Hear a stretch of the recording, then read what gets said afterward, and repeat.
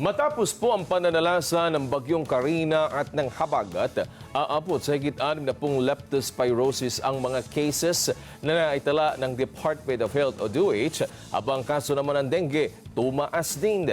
Ang mga balitang yan hatid sa atin ni Madeline Villar-Moratilio, Mads. Yes, Wedge, 2 linggo nga makalipas ang pananalasa ng bagyong Karina at Habagat na nagdulot ng mga pagbaha sa maraming lugar, nagkapagtala ang Department of Health ng pagtaas ng kaso ng leptospirosis. Sa datos ng DOH, mula Hulyo 14 hanggang 27, nagkapagtala ng 67 kaso ng leptospirosis sa bansa.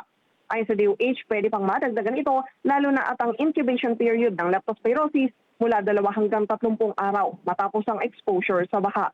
Sa monitoring ng kagawaran, mula Enero hanggang Hulyo 27, nasa 1,444 na ang kaso ng leptospirosis sa bansa.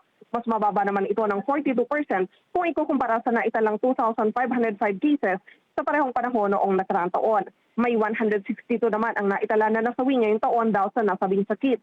Nagpaalala naman ng DOH na naka-freeze ang presyo ng doxycycline na gamot sa leptospirosis hanggang September 23. May mga libreng gamot din na ibinibigay sa mga health center at public hospitals.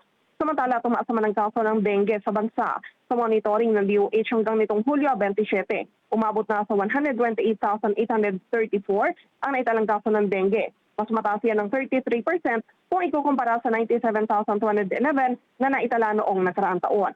Sa nagkalipas na 6 na linggo, nagitaan ng pagtaas sa mga kaso ng dengue ang Western Visayas, Central Visayas, Cagayan Valley at Calabarzon. Madeline Villar-Moratilio para sa Mata ng Agila. Matatag, matapang, matapas.